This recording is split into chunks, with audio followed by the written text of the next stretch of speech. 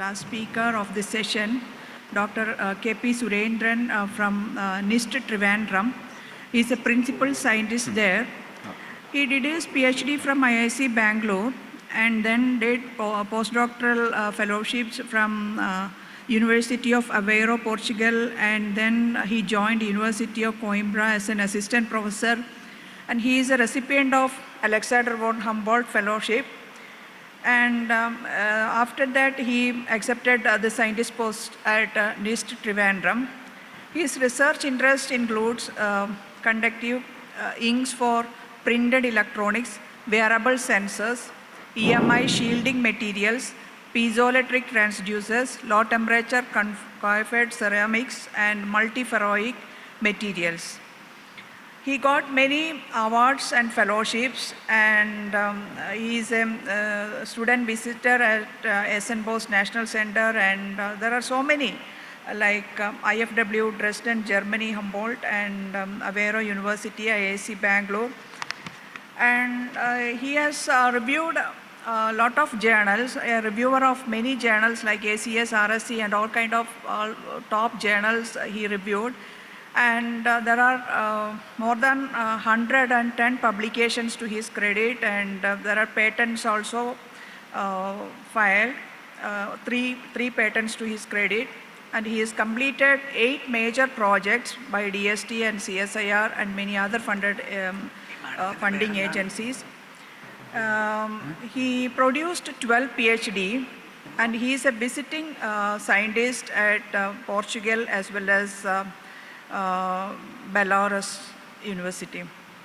With this brief, there is a very, very large biodata actually. I have briefly explained his background.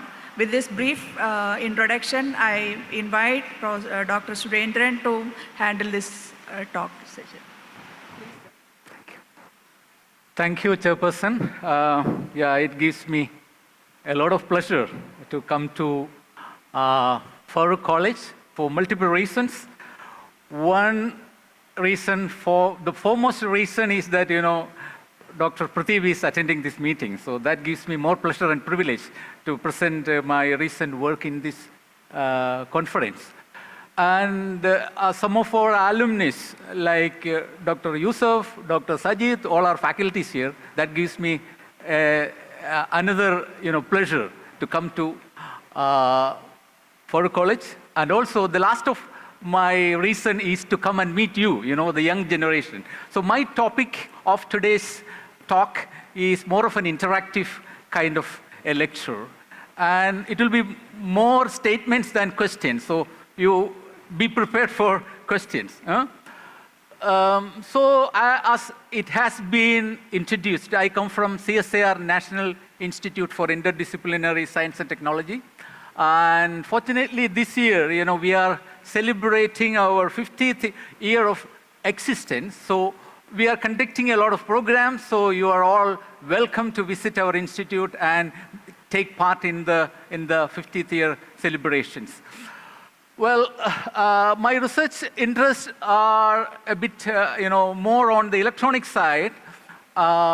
Conductive inks and devices are the most loved, topic that I am dealing with these days. Then EMI shielding, hybrid electronic materials. We are one of the pioneers in this research because hybrid electronic materials, not many people are working. And then multiferroic materials, magnetism, all these aspects. Basically, I work on materials for electronics.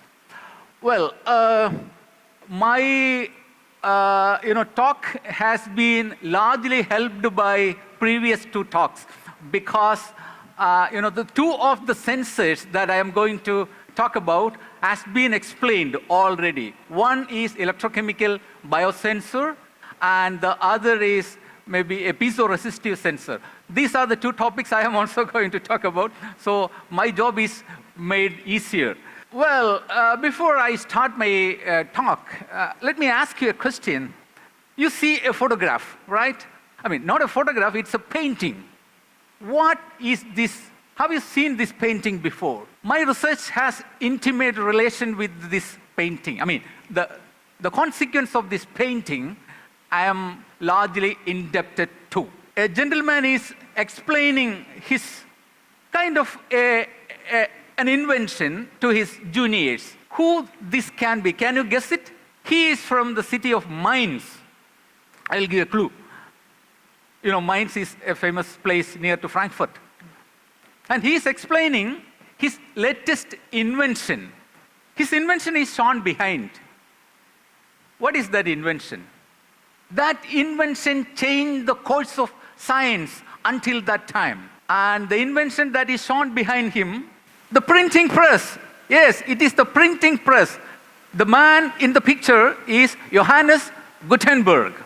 Yeah, Johannes Gutenberg's printing press emerged as one of the greatest, path-breaking inventions in the field of dissemination of knowledge. Why? Because until that time, the knowledge was confined to the rich and the nobles, and it was not accessible to the poor and the marginalized. But after this, the knowledge has spread across far and wide across the globe, and knowledge is now accessible to all mankind. And the consequences are very wonderful, because the Protestant Revolution, the scientific revolution, the most important one, all are consequences of printing revolution. Okay? What I'm going to talk about is about printed electronics. Printed electronics, you know that the modern electronics kind of started in 1948 or 47, because until that time, people were largely using one of the highly noisy vacuum diodes and vacuum triodes. But in Bell Labs in 1948, in the month of December, a wonderful thing happened. 3 scientists joined together, and 2 of them, Bardeen and Brettain, they made, silicon, a block of silicon, and they attached gold electrodes. Sorry, not silicon, to germanium. They attached gold electrodes to it, and they found that the voltage in one section is controlling the current in the other section. That means, in a way, you can amplify the signal without having the noise problem. So that made the history changed once and for all. After that, the people were worried about a lot about, making many electronic components integrated into smaller spaces, and the revolutionary invention came from Texas Instruments by Jack Helby, who made the first integrated circuit. But that the rest is history. But as of now, electronics is now, the present time electronics is now facing a lot of challenges. One is that the memory is being confined to smaller and smaller volume. That means the packaging density is going to be very high. The second challenge is that, but in parallel to that, another thing came in the new millennium, and that is the invention of touch. Now you cannot think about and imagine about a life without having touch screens. All your mobile phones, all your handheld gadgets are having the technology of touch. So in future, the electronics will be more different, because electronic gadgets will come more and more close to your body.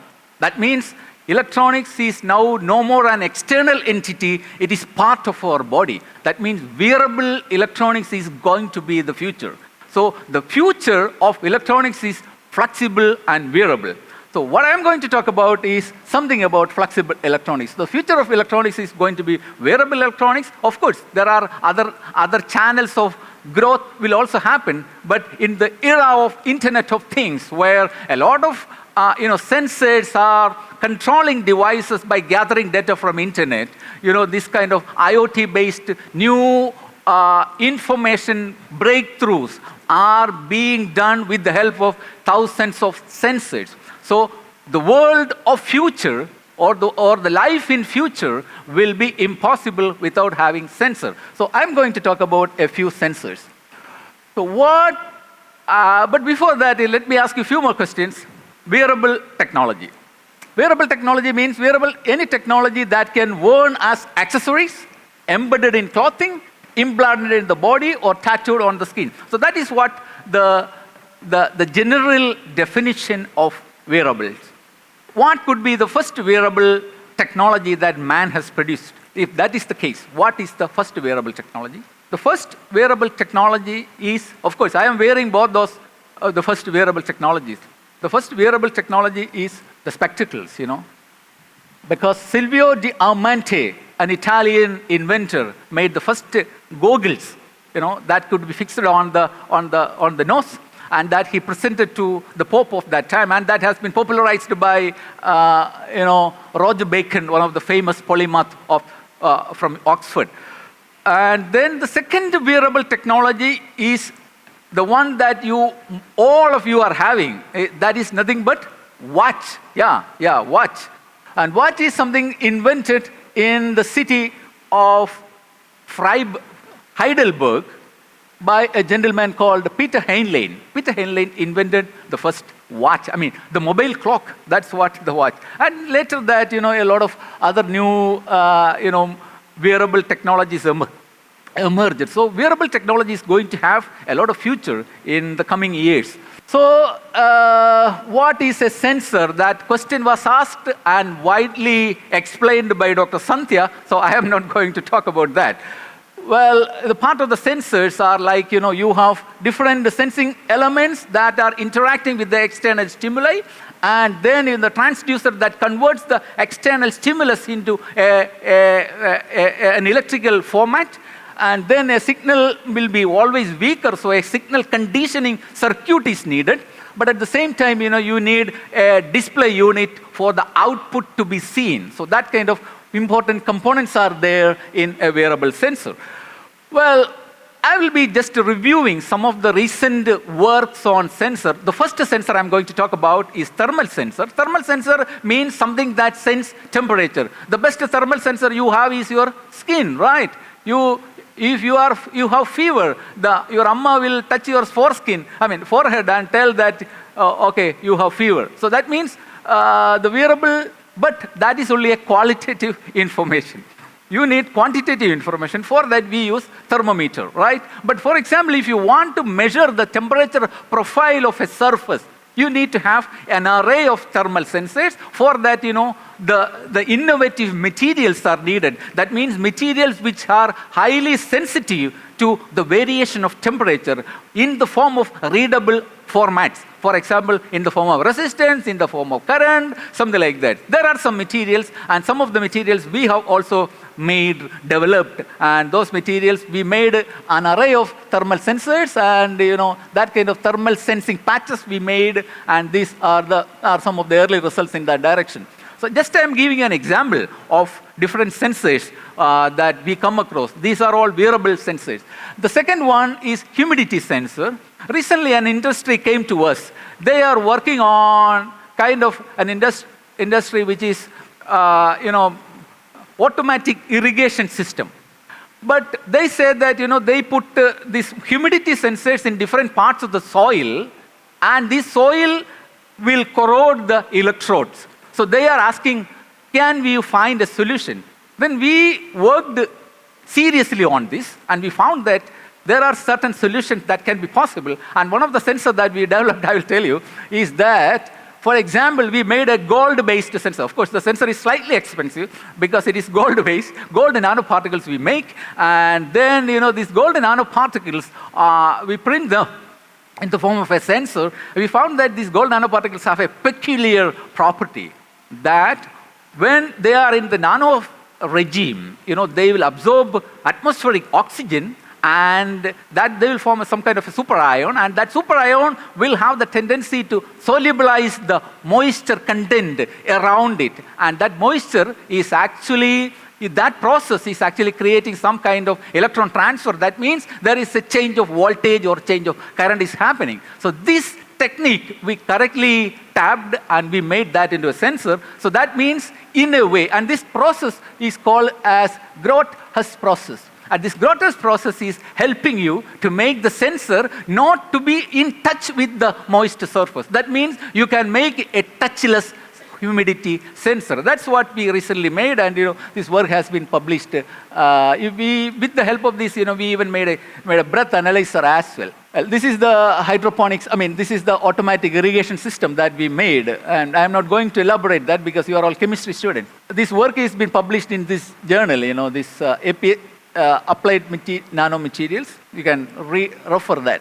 Another sensor is proximity sensor. Proximity sensor means when you are coming close to the sensor is actually giving you. There are certain mobile phones which has the proximity sensor. One of the easiest solution in printed electronics is that an RFID enabled proximity sensor, because the RFIDs are sending electronic signals, and that electronic signals are captured by something called RFID reader, and that reader's range will depend upon the efficiency and the efficacy of the sensors. This kind of sensors are mostly made from the top-down approach. But we recently have made a sensor using a printing solution. And that's what I'm going to talk about. But for making the printing ink to be possible, we have made nanowires of silver. But the nanowires of silver are always sheathed with, this PVP kind of materials, which are not good for always, producing very good electrical conductivity. For that, you have to do some kind of the surface modification, and you have to selectively etch it. So that is what we have done, because then when the two nanowires are in contact, then the electron transport is not facilitated if the contacting surface is having an insulating layer. So for that, we have to selectively etch the surface, and using that, we have made the ink, we have made the nanowire and formulated that into an ink, and that ink was finally printed on an RFID in the form of an antenna, and then we placed the IC chip with the help of a pick-and-place arrangement, and then we made the RFID sensor, which is acting as a proximity sensor. So this is another work. So I'm not elaborating them, but there are videos and all that. Because of the lack of time, I have only 14 minutes more. So this work is published in this journal. So if you are interested, you can refer this paper. Now, the first work that it has been briefly introduced here, I am going to talk about. So I am going to talk about a biomedical sensor. Biomedical sensors are sensors that are essentially required for the modern life, because you are coming with a lot of ailments. You need to monitor certain conditions of your body, like your heartbeat, your pulse, your everything. So for that, you need biomedical sensors. And most of the biomedical sensors available in the market are not very cheap. So we don't have funds. We are children of lesser gods. So we wanted to make the sensors affordable to the common man. For that, we made a sensor that you can see. For example, for that, the currently available technique is that, this is called the basic pulse sensor that is available, where you have an optical source is actually sensing passing through your finger, and that is actually sensing the blood flow. You know that when in this kind of particular green light is the oxygenated blood, it will sense the oxygenated blood. It will absorb the oxygenated blood. So absorbed by the oxygenated blood. So if that is the case, then you know that the absorption will have a differential format, and that is actually giving rise to the different pulse profile of your body. So that kind of a sensor is available in the market. We thought that using the technique of piezo-resistivity. For example, if you want to make the very tiny motion to be sensed, two competent techniques are available. One is piezoelectric, of course, and the second one is piezo-resistive, as it has been beautifully narrated by Dr. Deepak here. So piezo-resistive sensor, since we are working in printed electronics, so we thought that why can't we make materials which are sensitive to deformation. For that, we first made a sensor which is broadly based on carbon nanotube, but the kind of resistance that carbon nanotube is offering is not ideally suited for this purpose. And then we modified the surface of carbon nanotube with the silver nanoparticles, and we found that we got the correct resistance range that is needed for making this piezoresistive sensor. Such nanoparticle, such nanomaterial array we made, and then we made the ink formulation, and then we printed them on a plastic, mylar substrate. But what found is that, when this mylar substrate is not the ideal one to find, to test the stretching and bending kind of mechanisms. We work on all kinds of, flexible substrates because, we have experience working on them. But all these plastic substrates are not stretchable. For that, we have to make the sensing element. We made a basic sensing element like this, and this is to be realized on a stretchable substrate. For that, printing is not possible. We tried our level best, but on PDMS kind of rubber kind of materials, printing is very, very difficult. So for that, we made a technique which is called, transfer printing. So you print them, then you peel off. You print them on a mylar substrate, then you attach your PDMS on top of that, then you peel off, the perfect transfer of thing it has to be optimized, but then you got the sensing element to be imprinted on the stretchable platform. So then we made n number of things.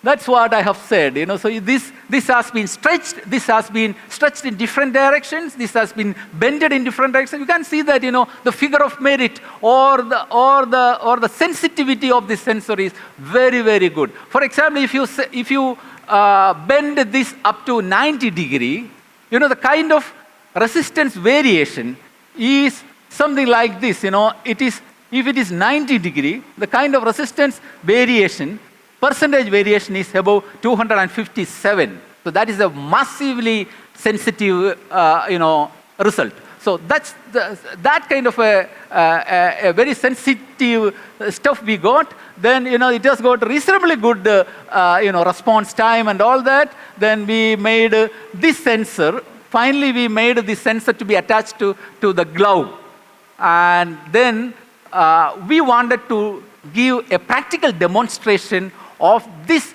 piezoresistive sensor in the form of a soft robotic hand. But since we don't have funds, we don't have enough money to make this robotic hand.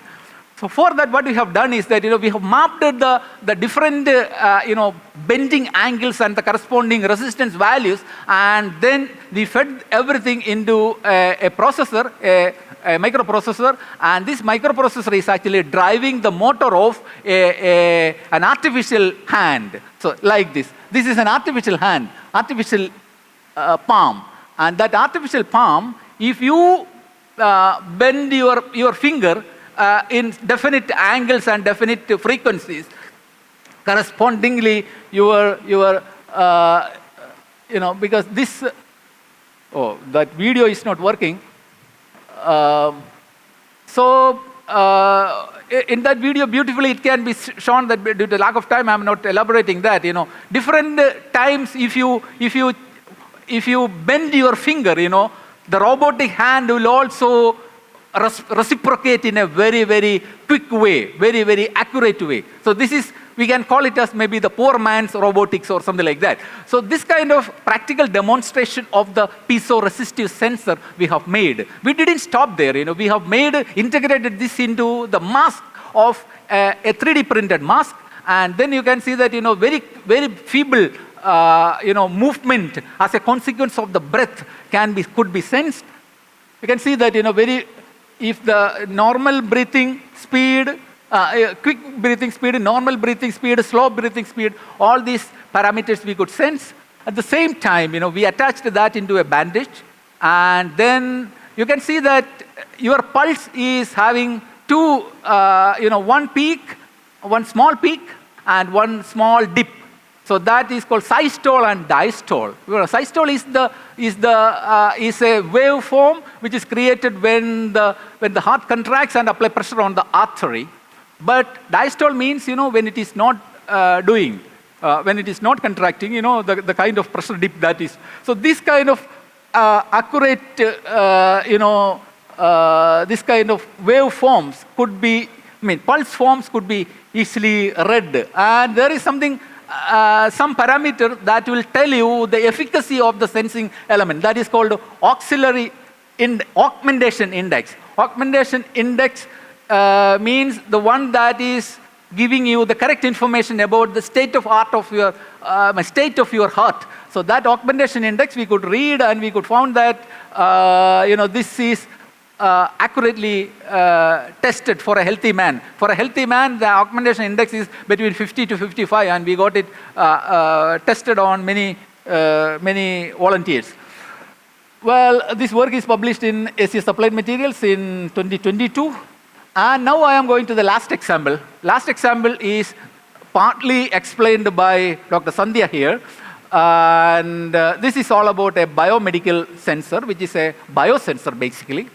But you know that we are particularly worried about one kind of sensing mechanism currently that is available, that is nothing but your blood glucose sensing. For blood glucose sensing, why it is important? Because in Kerala we have the prevalence of diabetes mellitus is very, very high.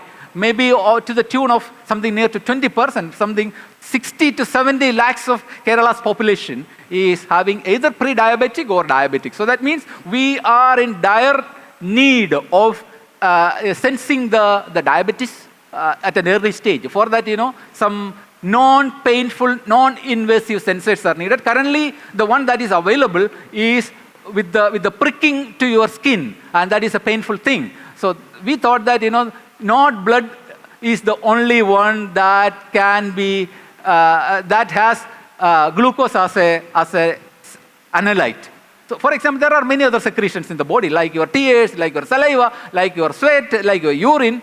But these are all, there are many, adulterants in that, so that is actually killing the very sensing mechanism. For that, we thought that we will take the risk by taking the sweat.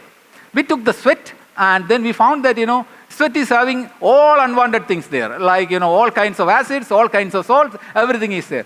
But for that, you have to critically modify the sensing platform. So you know that you take a 3-electrode system, and that 3-electrode system's working electrode has to be suitably modified. That is what we have done using this, as Dr. Sandhya explained. This kind of 3-electrode system, everything we screen printed because we have that technique available. And then the central, the one that is the working electrode that has been modified with a specifically researched concoction. And that is actually, now let us see what is the result. This is basically, we have, there are certain inorganic additives as well as organic additives were being used there.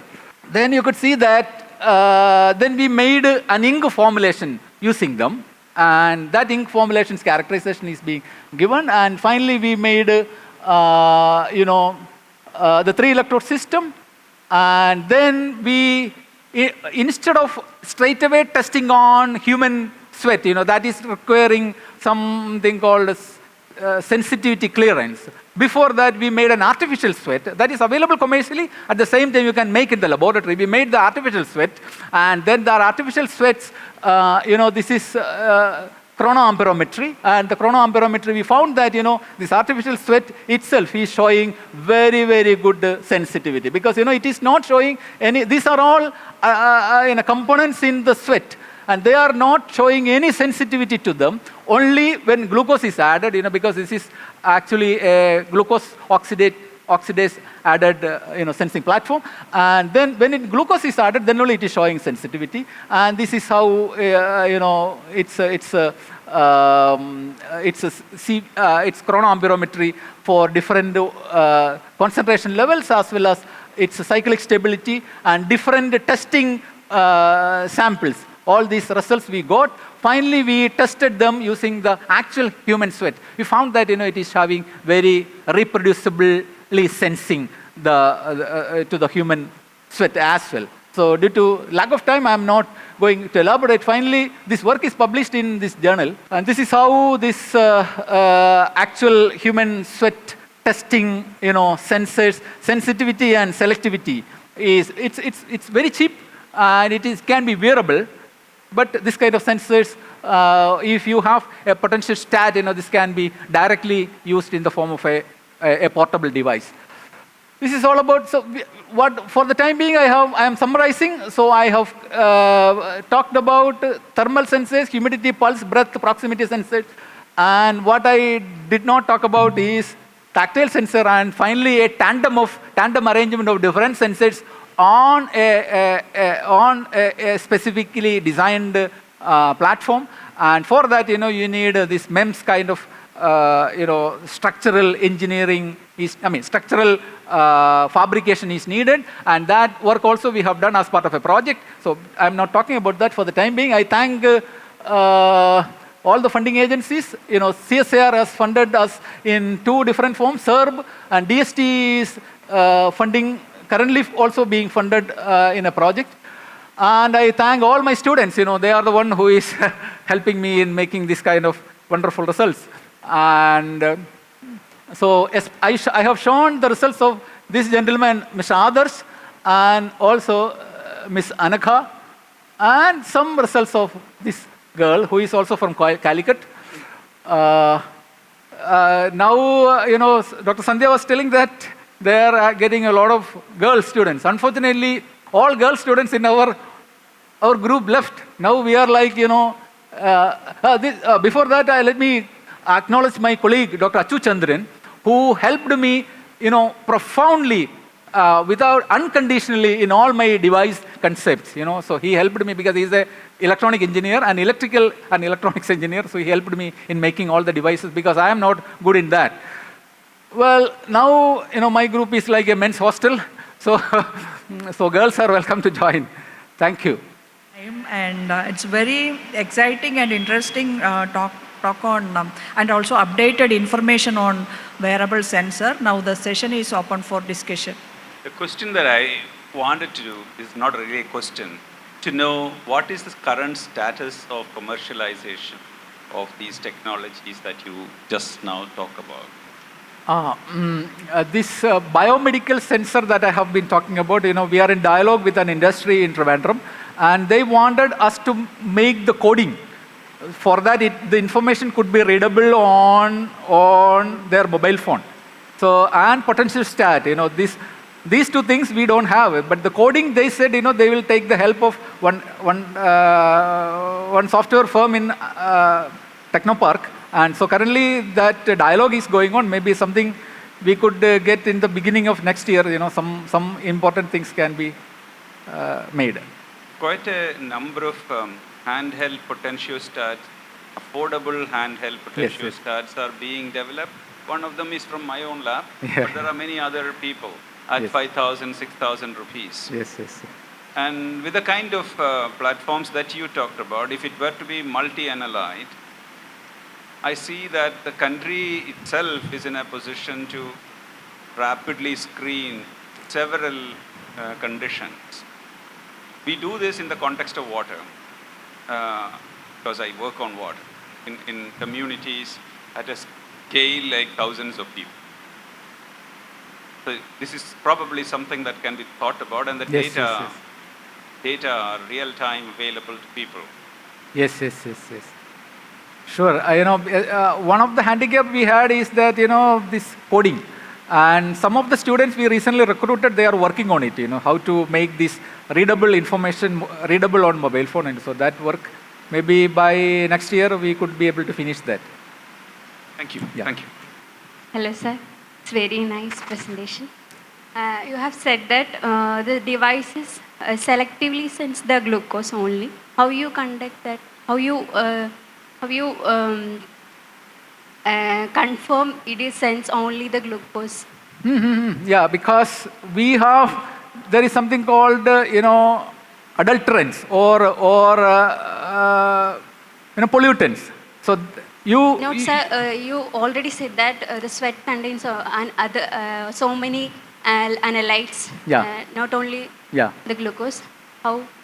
Yeah, but I have shown one graph, in that all these additives. So the most important thing is that, your sensing platform has to be suitably modified in order to maximize the sensitivity towards glucose alone. For that, we have done some thorough R&D in that direction. Now we are in a position to state that, it will sense only glucose, because all the things that is available in sweat that we periodically added, we found that it is sensing only glucose.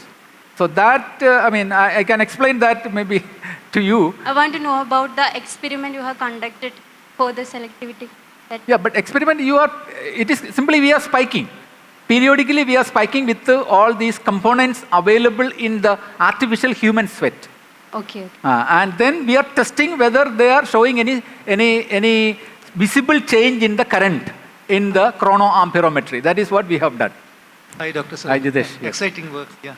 So my doubt is you have shown one experiment where you used gold nanoparticles for sensing, and it is well known that these gold nanoparticles are highly selective to their size as well as especially the shape that you look at. For example, instead of simple spherical particles, you can have rod-shaped particles that would be more effective. Did you try anything in that direction, or? To be frank, we have made all kinds of nanomaterials of gold. Because we have a project, we have 2 projects on gold, but I never tested them for these specific applications, because of the expensivity of gold. Oh, especially for your next project, you are showing that it was silver nanowire. Oh, okay. That's a good suggestion. I'll check that. Would help. I'll check that. Thank you. Exciting. It was a nice session. My question is, I know you haven't explained it yet, but what is actually an electronic skin? Can you explain the idea briefly? Electronic skin. Yes, sir. Very good. Electronic skin means, our skin is having all kinds of sensors. It is having thermal sensor, it is having moisture sensor, it is having pressure sensor, but pressure sensor of 2 types. One is static and dynamic. You put a weight on your skin, then that also your skin sense. But if you pinch your skin, that is dynamic. If you put a weight on your skin, that will also. So there are, for example, for piezoresistive thing is ideal for static. Piezoelectric thing is ideal for for short pulse kind of force. For that, piezoelectric thing we use. So all these sensor arrays we make, and then we embed them using MEMS platform. That means you are making a tandem arrangement of 3 pixel by 3 pixel, 4 pixel by 4 pixel, 4 pixel of thermal sensor, then another row of static pressure sensor, another row of dynamic pressure sensor, then another row of maybe a moisture sensor. Moisture sensor, we didn't work on this electronic skin because that will add a complexity much beyond that we could imagine. But all these arrangements can be, all these sensors can be nanometrically arranged on a very small stretchable platform. That is what is called electronic skin. Okay, sir. Thank you, sir. Yeah. It's a very complex work. Government is funded for a small project that we have done. So we are still working on it. We can have more discussion during the tea break. And I'm sure that Dr. Surendran has ignited the young minds because the questions are coming from students also. Let's thank the speaker once again. And I humbly request Dr. Surendran to receive a token of appreciation from the organizer.